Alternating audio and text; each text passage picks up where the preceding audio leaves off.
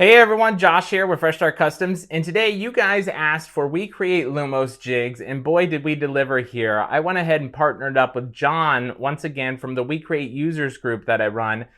He has previously helped us create like the Vision Pro Guard that helped with like the cable issue to help prevent like fraying of the cable. He was kind enough to send that file out for free with anybody that had a 3D laser printer. Or he sends those out for free if you use the code LASERDEALS on checkout on his shop. So if you need one of those and you buy something from him, definitely use the code LASERDEALS. Join the Laser Deals group as well if you haven't, if you want some like special discounts on different laser stuff. But that's besides the point. He also helped create this little rotary attachment here for the regular Vision and the Vista as well. And he also gave out that file for free. So if you need to print one of those off, go ahead and print those off on Maker World as well. But today we are talking about jigs. These aren't going to be like free files, but they are custom files that you can get from John here. So I went ahead and partnered up with him here on this. I'm not really making any money out of this deal. I'm just here to try to help the community like always. So we're going to talk about all of these different jigs. We have some for like the tins, and that's what we're going to use as an example today. I'm going to share with you guys exactly how to use one of these jigs. This top jig right here is the tin. We have some for like pens, dog tags, bottle openers, all sorts of different jigs here. And then if you want any custom jig made, and I mean anything, reach out to John directly. I'll put a link to his shop down below. Just reach him out on Etsy. Or if you're going to have a long conversation with them, just reach out on Facebook. I'm sure he won't mind. But with all that said, we're going to go ahead and show you a quick look at all of these different jigs here. Just a quick photo series of what they all look like with different items in them. Now keep in mind the ones that I have are the beta version. So what that means is he sent them out to me so I can make sure that they all work for you and the community as perfect as possible based on the items that I have or the items that he was kind enough to send with it. And speaking of stuff that he sent with it here, he was kind enough to create our old logo into a little picture frame here. And then on top of that, I let him know I was working on this new logo here. So this is our new channel logo here. If you haven't seen it yet, check it out at the top of the video. I'm pretty happy with this because now I can actually engrave this on all my items really easily. This is a simple, minimalistic design here. Well, this one was super hard to engrave, but I do like all the colors in it. But I think we're going to stick with this one from here on out. So if you see a lot of changes on the Facebook page, the YouTube page, this is the new logo here. Thank you, John, for sending that out. Super cool. I really appreciate it. Now, with all that said, let's go ahead. I'm going to show you a real quick series of all the different jigs and photos that you can get. And then we're going to show you exactly how to use that tin jig I was mentioning and how you would do that with all of these other ones. Keep in mind that you are going to have to slightly move some settings around or some files around because each machine can vary, but you just use the framing feature like I'm going to show you in just a second. But with all that said, hopefully you guys find this interesting. And I always try to help the community any way that I can. And John always helps the community as well. He's always willing to work with me. And I really appreciate him for doing everything that he's done.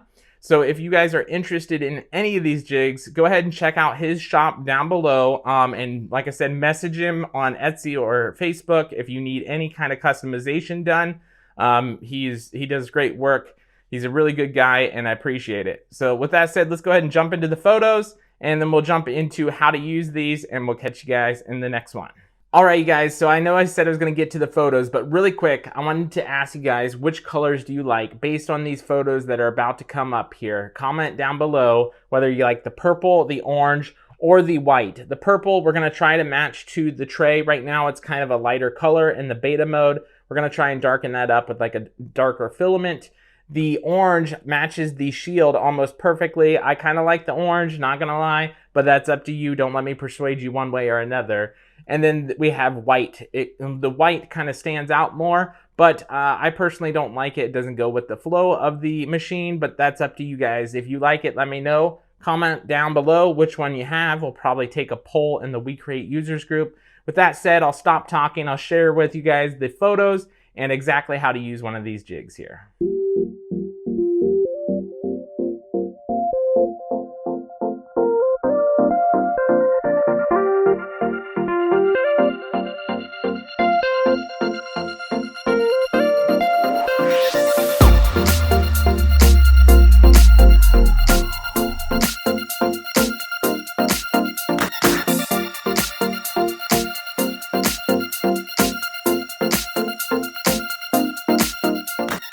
Alright guys, so the first thing you want to do is take out your old tray and you want to put in the new jig here. So in this case, it's going to be these little aluminum tins here.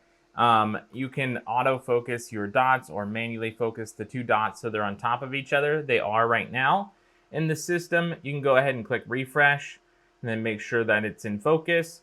And then when it refreshes, it's going to show you an image of what the jig looks like here in just a second. Now that we have the image of the jig, what you may have to do on import is slightly move your jig up or down. My camera is coming in at a downwards angle like this, so this is technically in the right space. I did this prior to the video, but you can move this up and down. I had to move it up slightly. But when you have the image selected, just click framing, and this will show you exactly where it's going to land on your square here. So now that we know that it's going to land perfectly based on this framing here, we can hit stop or pause framing. And then we can put in our tin here. So we're going to put the tin in like this, and it's going to be in place. And then what we need to do is refocus on this tin. So when we refocus on the tin, all you got to do is click refresh in the system here. And when we click refresh, that's going to refresh the system, and it's going to show the tin image here. So the tin is now inside. I know the lines seem off, but technically it's not off. That's just because the depth perception and the way that the camera is up here taking a picture from the downward angle here. So it's kind of like a fisheye lens camera, so there's going to be a slight distortion here. So what you want to do is you want to highlight your entire jig and then just click ignore processing. Or you could just delete the jig from here right now if you want to, but you can just click ignore. That way, what it does is it's not going to actually do that process. It's not going to cut or engrave those. And now what we need to do is click import and import our file. We're going to just do this deer in the woods that I always do. You can scale it to size if it's too big like mine. And then you can shrink it down to whatever size you want. We're going to just make it about the size of this tin here. And we'll make it a little bit bigger.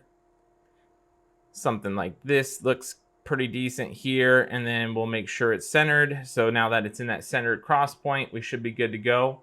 We're going to go ahead and click on filters, and we're going to invert this image since it's a black tin. And then we need to choose our settings here. So what we can do is we can go to settings. Let's make sure we're on the blue light. I want to go on the blue light in the top right here, and then we'll select our settings, and we're going to go to metals. And then we're going to go to aluminum coated black. And that should be the settings that we use here for aluminum coated black. I always like to bump this up a little bit. So we're going to go to 260 for this.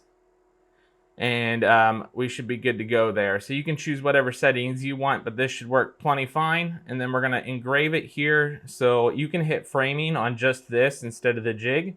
And this will show you exactly where it's going to land. Should be perfect inside this jig, which it does look like it is perfect right here inside that jig, right where I want it to land. So we're going to click pause, and then we're going to hit start. And then it's going to take 40 seconds here, so I'm going to send this over. And you would now put the shield down, but in this case, I'm going to leave it up so you guys can see what's going on. And then you would hit start.